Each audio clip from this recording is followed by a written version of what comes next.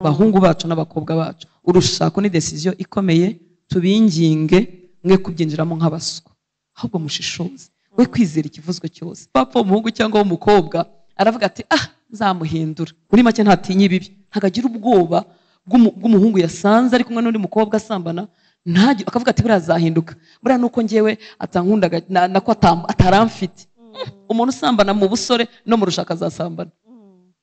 Nago abatarashaka haleluya, nago gushaka ari umuti wo gukemura ikibazo cy'ubusambanyi, kuko umugore wawe n'umugabo ntuzamuhorana mu isakoshi.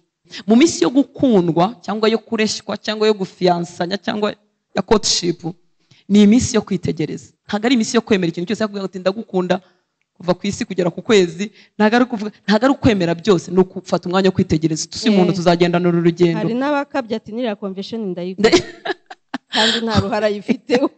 Ukitegereza ukavuga ati umuntu values mfite nizo afite, indangagaciro ze nizo afite, ko ndimo nitoza. Niba uri umukobwa witoza kubaha Imana cyangwa uri umuhungu witoza kubaha Imana, ese uyu muntu tuzagendana, aho ndimo ngana niho agana, wasanga agana aho ugana ntimugendane.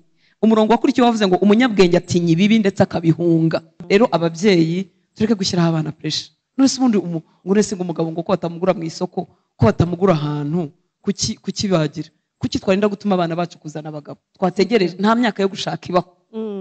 Ngo uvuge ngo none ngo ibintu biracitse. Hitamo ko nubwo baba baramaze kutwerekana mu rusengero, nahitamo kudakomeza muri decision mbona irimo indoha. Ariko twibwira n'ababyeyi, hari igihe dushyira pressure ku bana bacu, ukavuga uti imiryango izavuga iki, dore baraberekanye, emera ugende yewe nubwo wasanze yaraguhishe ko yabyaye. Niba yarabyaye si kosa, ariko kuki atabivuga? Umuntu uhisha amakosa n'ubundi hari n'ibindi, ariko umubyeyi akavuga ati emera ugende, bazavuga ngo iki, cyangwa avuga uti mu rusengero baratwerekanye abantu bazavuga ngo iki. Nahitamo kutajya mu cyobo abantu bakanseka, kandi burya baguseka iminsi mike bita babyibagirwa bakajya ku bindi, kuko umugabo utizera Imana aravuna, nkuko umugore utizera Imana, erega ni impande zombi, nkuko umugore utizera Imana avuna. Ntekereza ko navuna cyane. Bahungu bacu n'abakobwa bacu, urushako ni decision ikomeye, tubinginge mwe kubyinjiramo nk'abaswa, ahubwo mushishoze we kwizera ikivuzwe cyose, hamwe no gusenga. Imana yaduhaye ubwenge, ntago yicuza ngo iyo umuntu abaye umurokore ngo ayoborwe n'inzozi gusa, ngo ashyire ubwenge ku ruhande. Hari igihe urugo turugeramo, wamara kurugeramo ntumenye gukinga ikibabi wawe, umugabo wawe umusanze mu ikosa, aho kugira ngo umukingire ikibaba uramutaranze cyangwa umutaye hanze. Bakobwa namwe bahungu cyane bari muri Kristo Yesu, witinda kuri pochette. Of course hitamo kushaka kuko Imana ni papa, ubwira uti rwose aramutse aruma. Urugero niba uri umukobwa muremure, hari umukobwa bari muremure cyane, ukavuga uti nukuri Mana ubu rwose ngiye kujya ngenda no mugabo usumba numva bitanryoheye, fasha umugabo muremure. Ariko reka mbabwire, hashobora kutaza umuremure cyangwa hakaza umuremure ari kuri empty, uri mu busa. Nuko Imana itatanze amahirwe yuko abantu babanza ngo bagere mu rugo, bagaruke mu bukumi no mu busore, nibwo wamenye ibintu bifite agaciro, ko atari uburebure n'imisaya, niko wamenye agaciro n'umuntu, ni values afite. Reka tubere akanya k'igiciro, nta mwanya n'umwe umuntu yaje ku birenge bya Yesu ngo umupfire ubusa.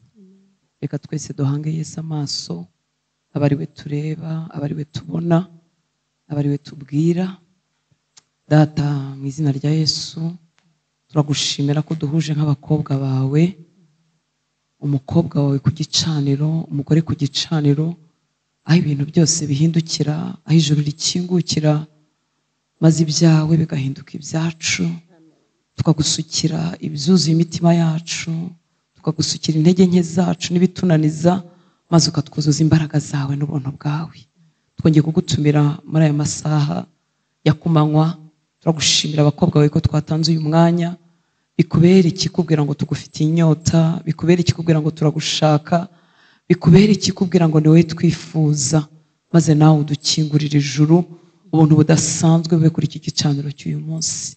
Uduhana umugisha n'abadukurikira bari kure, ineza yawe yumatane natwe, umugisha wawe utubeho. Bane n'abakozi bawe mwami washyize ku mutima gutegura ibi, bane n'abakozi bawe babyitabira n'ababihagararamo, kugira ngo umuriro uhore waka ku gicaniro. Ni mu izina rya Yesu dusenze, amen. Amen. Mana iguha umugisha pastor. Turatangiye lunch hour yacu, turi kumwe n'umukozi w'Imana, turi kuri topic ivuga ngo wakora iki iyo usanze warahisemo nabi? Tugiye kuganira, tugiye kudebata kuri iyo topic ivuga ngo wakora iki iyo usanze warahisemo nabi.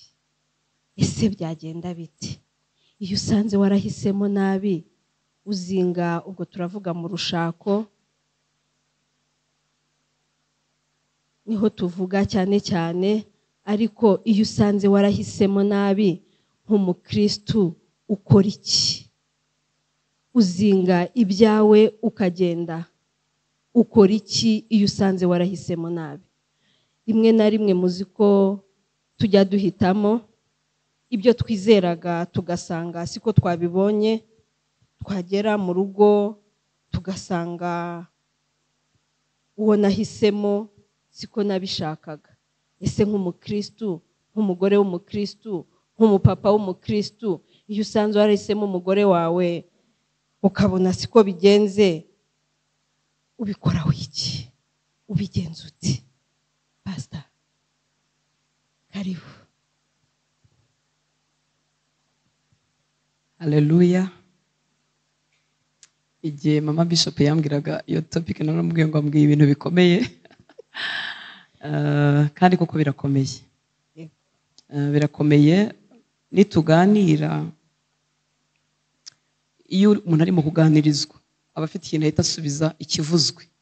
Ijambo ry'Imana rivuzwe cyangwa ijambo nyine tuvuze, umutima wawe ufite ukuntu urisubiza. Mu bigendanye n'umuryango rero cyangwa se n'urushako, uyu munsi kubera imirimo ya Satani harimo ibikomere byinshi n'imibaro myinshi, ku buryo nshobora kuvuga ijambo ry'Imana ugahita usubiza utivugire nyine, tivugire nuko utazi ibyanjye. Rero ndasaba Umwuka Wera kugira ngo atahe mu mutima wawe. Ijambo ry'Imana nirivugwa hano, twe gusubizanya n'igikomere cyawe, ahubwo umutima wawe ukingukire kwakira ubushake bw'Imana cyangwa icyo Imana ivuga. Kuko nanjye ibyo mpagazeho cyangwa stand yanjye cyangwa opinion yanjye ntabwo ari iyanjye, ni ijambo ry'Imana. Navuga rero dutangira iyi topic ubwayo irimo ikibazo. Iyo tuvuze ngo iyo nsanze narahisemo nabi, harya nkora iki? Pastor atangiye avuga ngo se nterura ibintu nkiruka ngahunga. Ibyo turabizi twese ko atari byo, cyane cyane ku bari muri Kristo Yesu. Amen. Icyo rero navuga ntangira ni mu Cyongereza bavuga ngo who to blame. Ninde dushyiraho ayo mahitamo mabi? Turashinja nde mu yandi makuru? Kuko ukuntu duteye twese tugira ikibazo cyacu, tuba twumva hari umuntu twagihengekeraho. Ibyo byahereye mu busitani bwa Edeni, murabizi. Igihe Adamu na Eva bari bacumuye, Eva yari yaganiriye n'inzoka, aracumura, arabyica, muri make by'Imana yamusabye. Hanyuma Imana ibasanze, umwe aravuga ati ni wa mugore wampaye, undi ati ni ya nzoka. Uyu munsi rero tubanze tuvuge ngo se ninde turi blaming? Amahitamo yanjye mabi nyashyire kuri indi, kugira ngo rero bize kutugira umumaro. Icyo natekereje igihe bampaga iyi topic nuko amahitamo mabi ndabanza nyagira yanjye ni njye nyine. Kandi ishatse sinayita mabi. Uyu munsi ushobora kwiyita mabi, ariko igihe nahitagamo ntiyari mabi. Niho kumenya kwanjye kwageraga, niho gukura kwanjye ko mu mwuka kwageraga, niho amaso yanjye yageraga, niho ubukristo nari mfite cyangwa ntari mfite bwari buri. Kumenya kwacu kurakura. Niyo mpamvu ntago nahisemo nabi, ahubwo icyo gihe nabonaga bimbereye. Hanyuma nigiye imbere mu kwitegereza no mu gukura sanga sibyo. Ibyo rero banza kubigira ko ari njyewe, ndaza kumenya n'icyo gukora. Birakoze. Ego, Imana iguha umugisha. Nanjye nakomeje gutekereza kuri iyo topic. Koko nk'uko wavuze uti, warambwiye uti uti pastor uti iyo topic ikomeye. Yego, irakomeye ariko ifite igisubizo. Irakomeye kuko amahitamo aba ari ayacu koko. Ariko rero muri kwa guhitamo kwanjye, wenda mpisemo nari ntarahagarara mu gakiza neza, wenda mpisemo kuko hari ibyanshukaga. Urabizi ko muri iki gihe ubona ibintu ukavuga uti uriya muntu ariko ndabona afite ejo heza, ukagenda ntekereza ko ugiye kubera bya bintu bigukuruye cyangwa wahisemo, wagerayo ibintu bikarangira. Rimwe na rimwe bijya bitubaho, wagerayo ukabona wa muntu watekerezaga ko ari umukristo akweretse iyindi shusho. Icyo gihe rero ntekereza nk'umukristu cyangwa se rimwe na rimwe wagerayo ukabona umaze kubyara, kuko hari igihe bahinduka tunatindanye, ukabona satani yateye, ukabona ibintu utatekerezaga kubona, ukabona ubuzima bushaririye. Ntekereza ko icyo twakora twakwihangana, ariko se nanone dusubire inyuma tuvuge, urihangana mu mahwa kujomba biragenda biti? Pastor, gira icyo tubwira, muri ya mahwa kujomba, muri bya bintu bikomeye turabyihanganiramo bigende gute? Buriye muntu ntiyazingutwa akigendera. Reka se nkusubira inyuma mbere yuko nsubiza kuri icyo. Iyo maze kumenya ko ikibazo cyabaye ngifitemo uruhare, nshakisha no gushaka igisubizo. Iyo menye ko ari njye, iteka biratworohera kubishyira ku wundi. Nanone turimo dutekereza kuri iyi topic, naravuze ngo hari igihe ngewe nk'umugore nshobora kuvuga ngo ariko Mana naribeshye koko, uyu mugabo siwe nagombaga gushaka. Ariko no ku rundi ruhande ugasanga umugabo nawe aravuga ati ariko naribeshye koko, uyu mugore siwe nagombaga gushaka. Ikintu dukwiriye kumenya nuko nubwo amahitamo yaba ari meza ntaranibeshye, ayo mahitamo nayo ashobora kurwara akagira ikibazo. Imana turabizi 100% ko ariyo yashingiye Adamu na Eva. Uvuga ngo Imana rero ntabwo yibeshye ngo imuzanire umugore utari we, kuko uyu munsi dushobora kuvuga ati wenda naribeshye. Iyo mvugira nahari ngo wahuye n'umuntu utari we, wahuye n'umuntu utari we, waribeshye n'ibindi. Ariko none se Imana nayo yaribeshye ishingira Adamu na Eva? Yaba yaribeshye? Ntabwo yibeshye. Yari ishoboye kuzana umugore, umva nanjye vuga ngo meze nka marayika, ariko Bibiliya nanone iratubwira ngo n'abamarayika bayibabonamo amafuti. Yari ishoboye kuzana umugore utagira igicumuro, utagira ikosa, utagira ikibazo namba. Ariko bitwereke ko umuntu ahava akagera, cyane cyane iyo atitaye ku by'Imana ivuga, ashobora guhengamuka muyoberwa. Ikibazo rero nticyaba naribeshye cyangwa se nibeshye, n'amahitamo meza. Harimo n'abantu bashaka Imana yabaganirije pastor. Imana yaravuganye namwe ati nuriya mugore ikabaha n'amazina. Ibyo bintu ntibibaho kenshi, ariko ngo bijya bibaho. Ikaguha amazina ikabikubwira neza, ariko urwo rugo narwo Satani ntazatinya kurukomangamo. None se ndamutse nyine haje ibyo bintu bibi ntateganyaga, ese ndazinga ngende? Ese ndagira gute? Igisubizo cyanjye mba numva gisa nk'icyoroshye, nk'uko ibindi bintu byose byo mu isi bifite umumaro. Iyo bimbanye bibi ko ntajugunye. Imodoka iyo yawe iyo yarwaye akantu gatoya ntabwo ujugunye, ujyana mu igaraje ugaterateranya. Kuki urugo rwo ruramutse rubaye rubi nahita njugunye? Ni ukuvuga ngo ikintu cy'umumaro tugikomeraho. Ariko nkongera nkisegura nkavuga ngo ibi bintu tuba tuvuga kuko biri public bibwirwa abantu bose, ariko mu by'ukuri birareba bari muri Kristo Yesu gusa. Kuko bari muri Kristo Yesu nibo bafata urushako nk'igihango. Ariko umuntu tubaha Imana hagazirikanywe n'uwo muntu. Ariko iyo ntangiye urugendo rwo gukizwa, mba ntangiye iki? Mba ntangiye kuyoborwa n'ijambo ry'Imana. None ijambo ry'Imana rivuga iki ku rugo? Rirwita igihango. Ni ukuvuga ngo umugore n'umugabo byitwa igihango. Ubwo byitwa igihango rero nkaba narahisemo kumvira Imana no kubaha Imana. Ndagerageza kwitoza kubikora nk'uko Imana ibishaka. Niyo dusezerana tuvuga kubana karamata. Ako karamata rero baba batubwiye ni ukuvuga ngo ntabwo tuzaca ku kagozi. Niyo mpamvu rero numva nk'umukristo wamenye Imana ashikama ku rugo rwe, ashikama akavuga ati urugo rwanjye cyangwa uyu muntu wanjye, uyu mugenzi wanjye turi kumwe, ngiye kumwihanganira.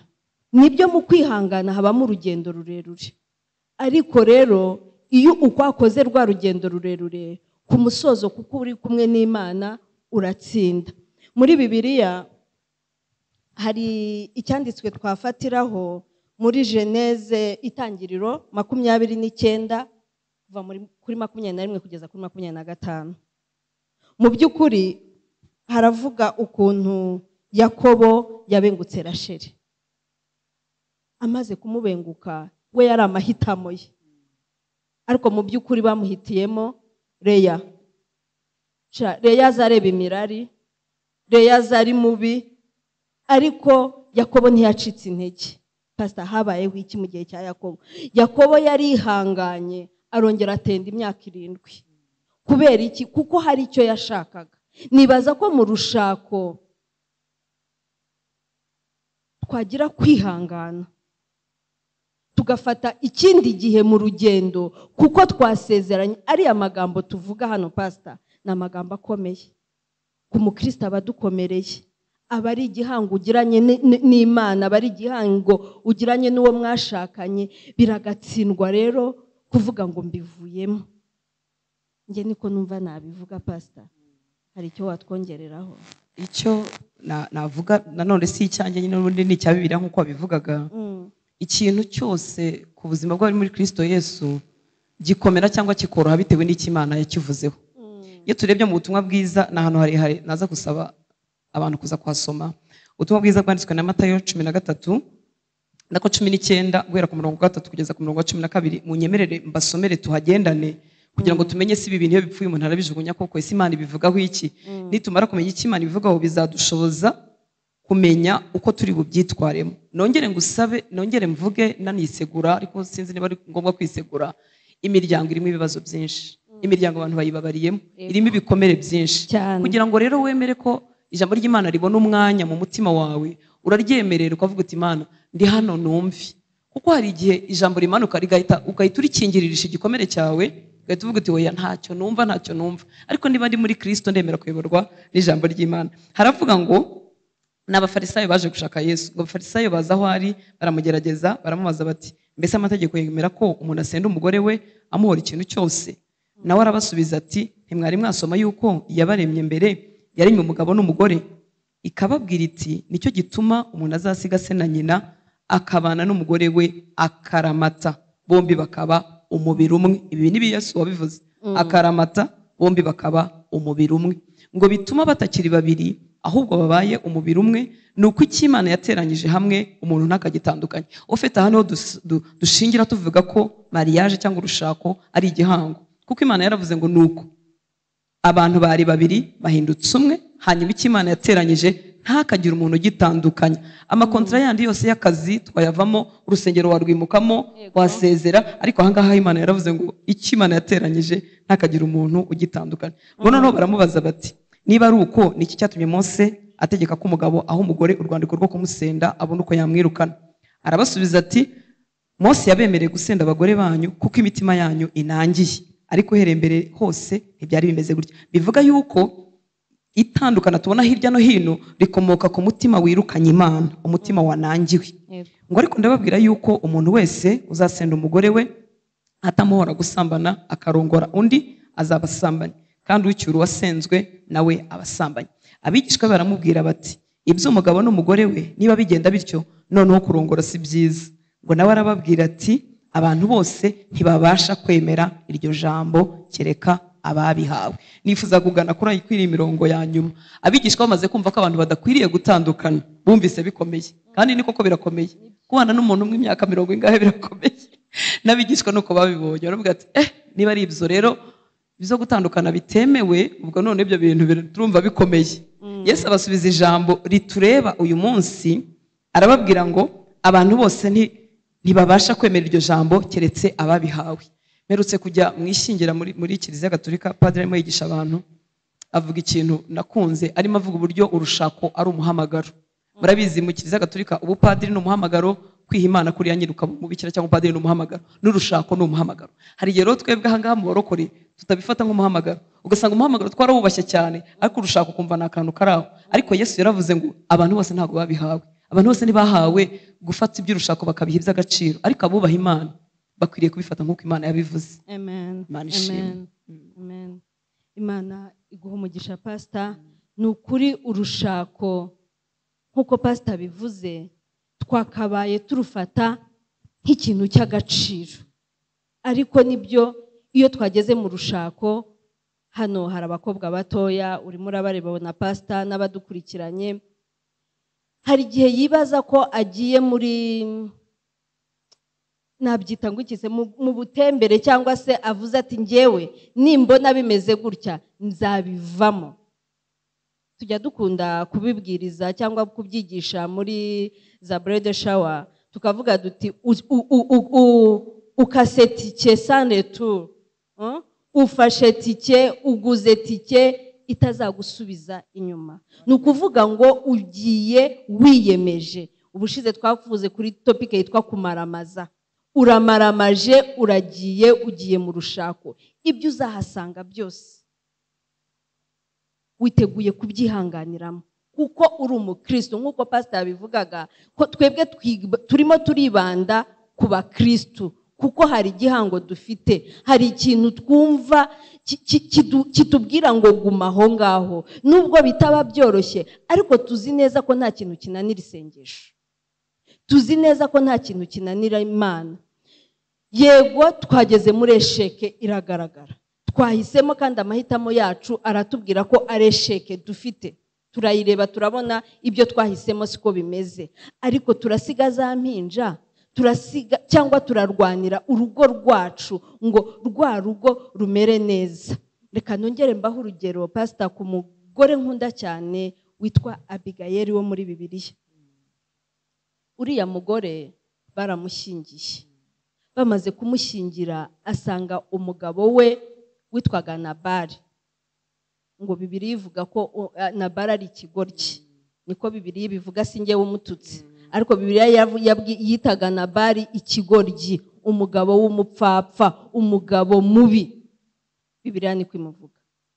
Ariko Abigayeli yihanganiye kwa Nabali, ntabwo yari gusiga urugo rwe, kandi Nabali yari umutunzi, ariko Nabali yari umunyamwaga, niko Bibiliya ivuga.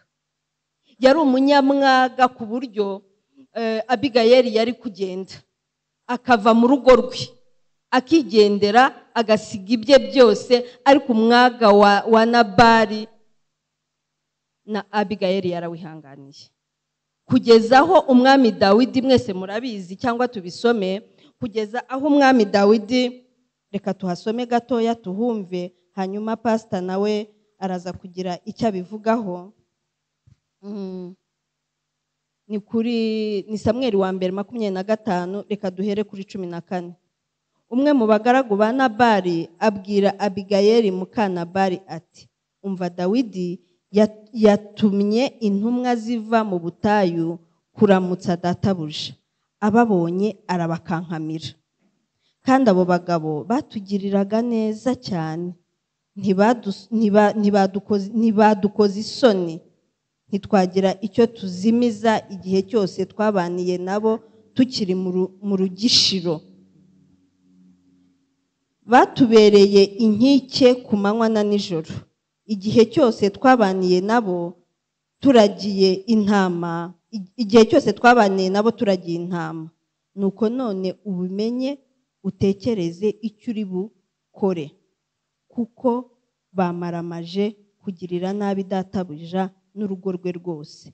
Erega umuntu w'ikigoryi nk'uwo ntawagira icyo avugana nawe.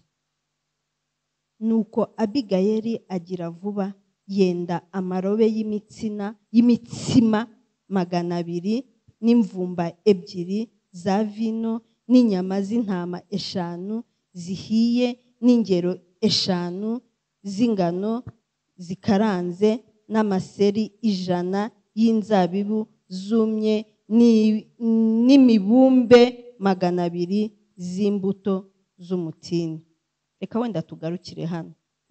Reka abwira abagaragu bati, nimujye imbere mugende ndaza mbakurikiye, ariko ntiyabwira umugabo we Nabali. Imana yo mu ijuru ibahe umugisha. Ahangaha Abigayeli yihanganiye ubugoryi bw'umugabo. Ahangaha Abigayeli yarwaniye urugo, arwanira umuryango, arwanira wa mugabo w'ikigoryi. Iyo aza kuba umugore w'umupfapfa yari kuvuga ati, igihe nabereye wenda nabona iki kigoryi cyanjye bakinkuraho, kuko niko biri mwita ikigoryi. Ariko yaravuze ati, reka nkingire ikibabu wanjye. Pastor, hari igihe urugo turugeramo, wamara kurugeramo ntumenye gukinga ikibabi wawe. Umugore wawe umusanze mu ikosa, umugabo wawe umusanze mu ikosa, aho kugira ngo umukingire ikibaba uramutaranze cyangwa umutaye hanze. Ariko Abigayeli siko yabigenjeje, yihanganiye mu rushako rubi, yihanganira mu mahitamo mabi, aravuga ati reka mvumiriye kugeza igihe urugo rwanjye ruzaba rwiza. Suite murayizi, pastor wagira icyo wongeraho? icyo nakongeraho, kubera ko nta muryango usa n'undi, nta n'urugo rusa n'urundi, buri rugo ni umwihariko. Wa mugore wo mu Migani 31 bamuvuga neza bakavuga ngo amenya neza imico yo mu rugo rwe.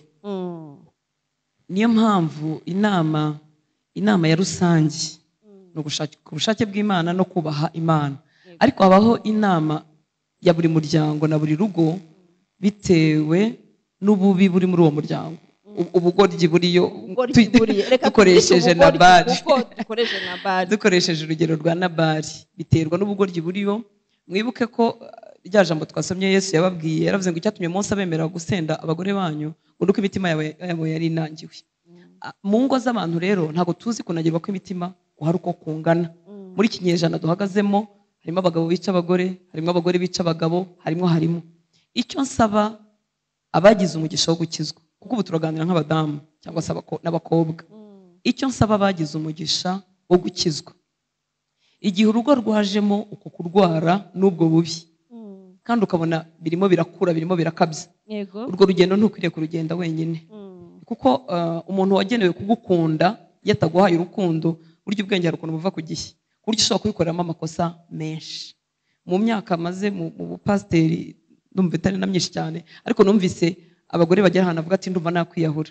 Ese kuki urinda kwiyahura? Umuntu mwahuye mukuze, ufite abana, kuki urinda kwiyahura? Ni ukuvuga ngo kudakundwa, kutakira urukundo bishobora kukugeza ahantu wafata ibyemezo bitari byo. Niyo mpamvu ngira inama yo kudakora urugendo uri wenyine, shaka umuntu wo kwizerwa mukorana urugendo.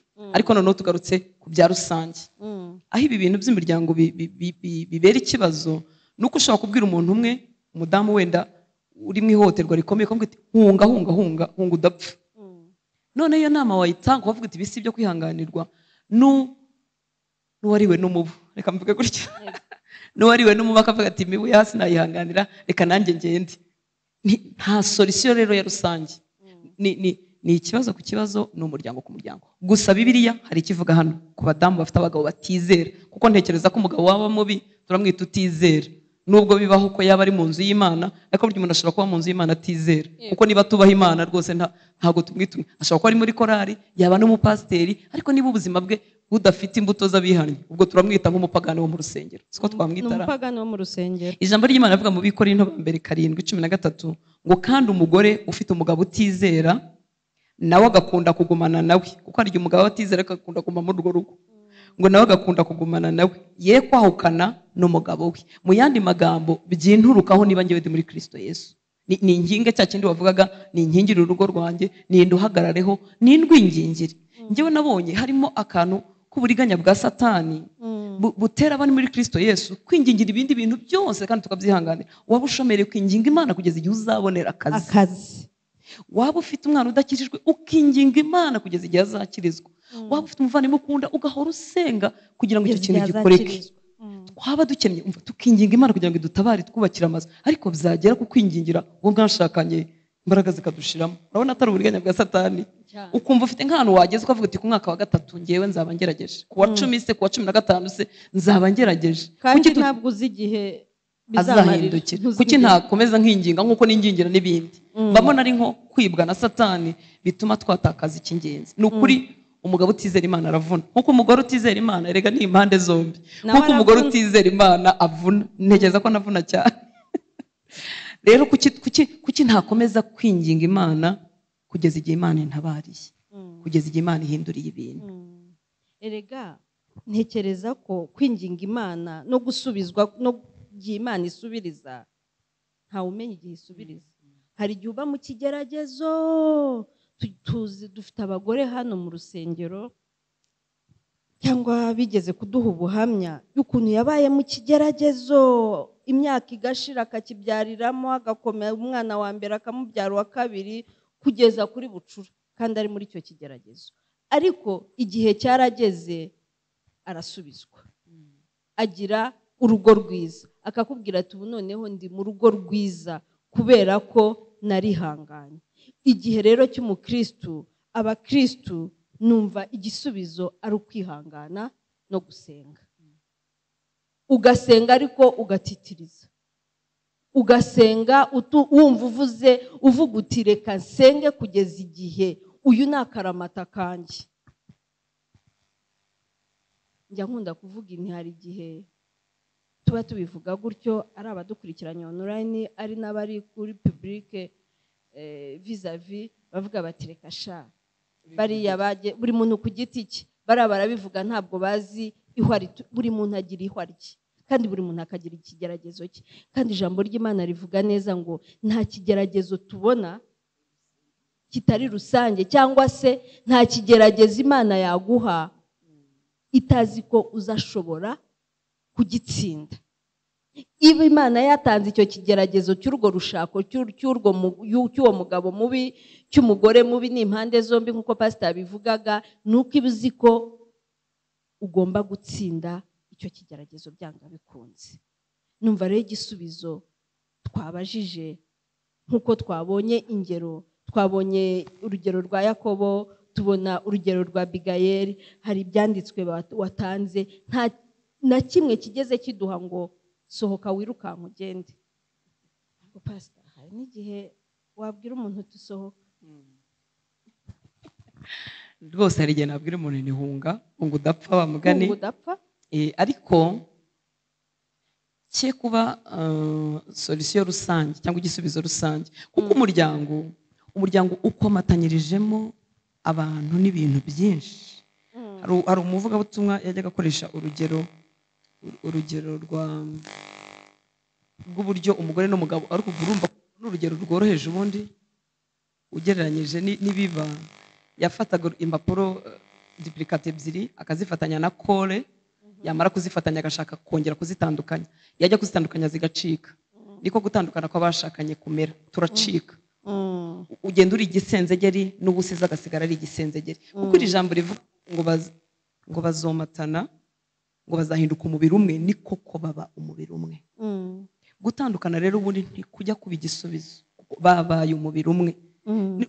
Nudutandukanya turavirirana, ndasigara mvirirana n'undi aragenda avirirana. Hari ibintu by'ibikomere tutaramenya igipimo cyabo, ibizaba mu bana, ibizaba muri twebwe umugore n'umugabo, ibizaba mu miryango, ibikomere biremereye biherekeza umuntu mu myaka yose asigaje. Ushobora kwihangana, ushobora kongera ukiromariya, kuko nabyo birahari. Ushobora gukomeza uri wenyine ntiwongere gushaka, uri nabyo Bibiliya ivuga. Ariko hari igikomere cyo mu mutima kiva mu rugo rwasenyutse kitagira ingano. Ubwo rero kitagira ingano, inama njya kuko simfite imbaraga kuri mugenzi wanjye, nta mpinduka burya namuzanira uretse kumusengera no kumwerera imbuto, ariko ngewe nshobora kwizanamo impinduka. Nuvuga ngo umuntu ufite ubutware ni wowe ubwawe. Uko rero urushaka rushobora kuzamo ibigeragezo, niko no ku isi hashobora kuza n'ibindi bimeze nk'ibindi bigeragezo bisanzwe byo mu isi. Isi ibigeragezo bisanzwe byo mu isi umukristo abitsinda ate, abirenga ate? No kuvuga ngo iyo turimo dukura mu mwuka, ibyo twita gukurira mu gakiza, iyo turimo dukurira mu gakiza tugenda tugwiza icyo twita imbaraga z'umwuka n'imbaraga z'umutima, bituma ibigeragezo runaka bitakindusha imbaraga. Nsaba abadamu rero bagize ibyago byo kuba mu rugo rurimo umugabo utizera cyangwa ufite ingeso mbi, nahere kugukura mu mwuka, kuko hari igihe usanga iyo wakuze utuntu twakurizaga n'utuntu twakubashaga tutakikubasha. Kuko sinakuza mugenzi wanjye mu mwuka, ariko ngewe nakura mu mwuka, natindana na Yesu, nakwiga gusenga, nakwiga ijambo ry'Imana, nkagira imbaraga hejuru y'ibingora. Ukibaza uti umuntu yagira imbaraga hejuru y'ibintu byose. Iyo biza kuba ibyo bintu bidashoboka, ntabwo Yesu aba yarabidushyira mu ijambo ry'Imana. Birashoboka ko umuntu yaba mu isi itamubasha, itamuryamisha. Umuntu asahunga ryari, umuntu ahunga ryari kiye kuba igisubizo cya rusange, ni kiba umuntu yicarane n'umuntu, turebe koko si umuntu ko birakomeye, birimo biramwica mu buryo bukomeye. Hari ijambo ririho uyu munsi dukunda kuvuga ngo urugo ruri toxic. Sinzi niba mujya mubizumva, ariko ngewe mzumva cyane.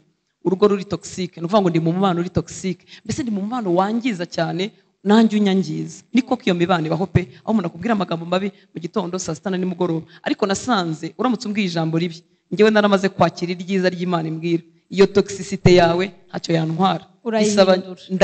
ndayinetraliza Urayinetraliza. ni ukuvuga guhinduka ubusa rero kuko muri ino si nubwo utababarira mu rushako uzababarira ahandi hantu nitugire ijambo ry'Imana ritubwira abo turi bo muri Kristo Yesu ibyiringiro byacu bibe hejuru, ibyishimo byacu mu mwami bibe hejuru, ku buryo n'izo toxicité n'izinaza zizasanga turi hejuru zitatubasha. Imana ibahe umugisha.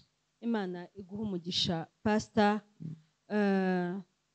turimo turagana ku musozo, ariko ari abari online, abari hano, abo turi kumwe hano muri public turi kumwe, mufite uburenganzira bwo kubaza.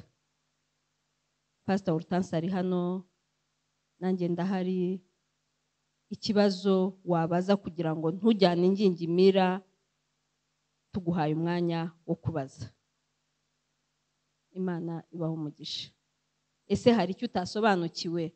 Ese hari icyo ushaka kubaza Pastor Hortense kijyanye n'iyi topic? Ariko icyakure y'iyi topic uzamushake umubaze mu biro.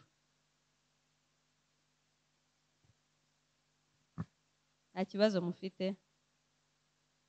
Patrick, abari online uraturebera? Nta kibazo kiraza? Okay. Mwanyuzwe n'ibyo Pastor Hortense yatubwiye? Byabanyuze? Pastor, si ubwa mbere bagera ahantu ntibakubaza ibibazo? Njyewe nkunda kugukurikirana cyane, bajya bakubaza ibibazo, bakakubaza bati kuki wakase imisatsi, ko kera twabonaga wimakiya, bakakubaza ariko nyine nababujije ngo biri andeoro ya topic turi mu rushako. Ubushize babimubazaga ko bari batanze uburenganzira, barabimubaza kandi yarabibashubije.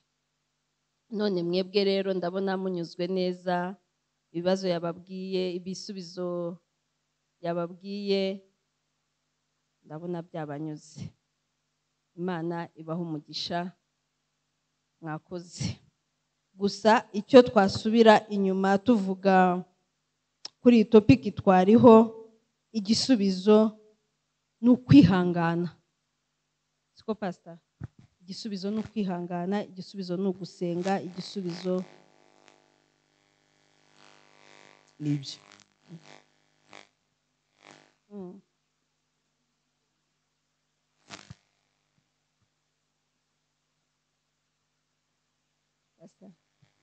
Ikibazo kirabaza ngo ese ubwirwa n'iki ko wibeshye?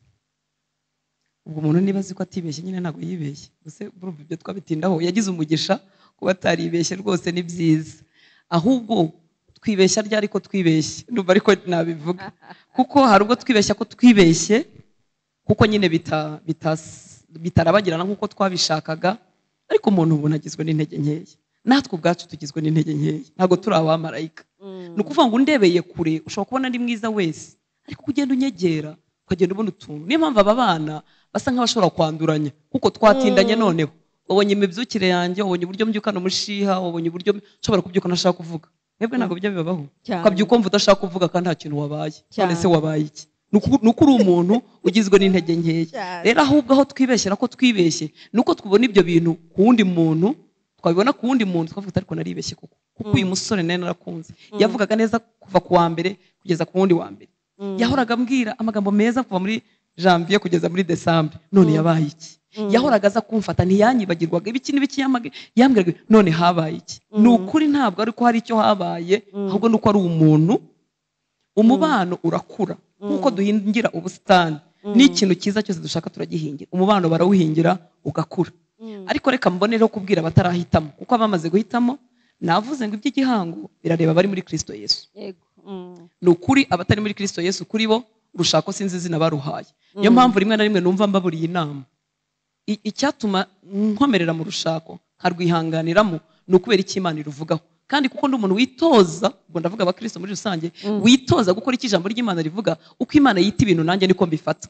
Niba urushako yarwise igihango kitagomba kumenwa no gusenywa, nanjye ndagifata gutyo. Biratuma mpa agaciro icyo kintu. Ariko umuntu udakijijwe, umuntu utubaha Imana, kuri we urushako ni ugukundana, hanyuma ningero nkabona ntankunze cyane nyine nzamusiga, kuko nta kintu kimuzirikanye nawe. Ariko bari muri Kristo Yesu urushako ni igihango. Ntabwo rero umuntu yavuga ngo naribeshye cyangwa sinibeshye imirebere yanjye niho yageraga, kandi umuntu agizwe n'intege nke nk'uko nanjye zifite. Nkaba rero nabona rero kwibwirira abatarinjira mu gihango, kuko abakigezemo nidusenge. Ibintu binezeza bimpa n'ubushizi bw'amagabo kuva ijambo ry'Imana nuko nta kintu ubwira abantu ntarimo kukibwira. Iga natwe dutuye ku isi imiyaga n'imvura n'amahindu, biranezeza kubwira abantu ikintu nanjye ndimo ngerageza. Nitwihangane, icyo ni kimwe kuko wakivugaga, nidusenge, niturye ijambo ry'Imana, natwe ubwacu tube dufite imbaraga, tunahinduke. Buriya mu bintu bitubaho hari ibyo twagizemo uruhare, hari ibyatejwe na Satani, hari ibyaje kuko nyine hano ari ku isi, kuko burya hari ibintu tugiramo uruhare. Hari imyitwarire nshobora kugiraho nawe ugahita witwara ukundi kuntu. Ubuse winjiye ukansuhuza uti waramutse, singusubize, cyangwa nkagusuzugura nkakomerera ukuntu, nawe hari attitude yawe biguhinduriramo. Iyo njya rero ijambo ry'Imana nkaryiga, iyi kamere mbi, icyaha cyanyanduje igenda igabanuka, ubugwaneza bukanyuzura, urukundo rukanyuzura, imbabazi, kwihangana bikanyuzura, bigatuma mpinduka nanjye umuntu uryoshye wo kubana nawe. Tumenye ngo natwe dukwiye kwibonamo umurimo. Reka ngane rero ku muntu utarahitamo, kuko wamaze guhitamo ni ibyo ngibyo wamubwiye, ni ibimubwira, ni ibyo. Indi nama irenze iyo niyo kwicarana n'umuntu ku muntu, mukaganira, mukajya inama bitewe n'uko urwo rugendo rumeze. Ariko reka nibwirire abatarahitamo. Abatarahitamo nibo bafite bagifite icyo babikoraho. Abakijijwe, abari muri Kristo Yesu, urushako njyewe ndwita decision ya kabiri ikomeye ku isi. Kuko decision ya mbere cyangwa icyemezo cya mbere ni igituma tumenya aho tuzaba mu bugingo bw'iteka. Nuvuga ngo ni ukwizera Kristo. Iyo nizeye Kristo bihita bihindura automatically aho nzapasa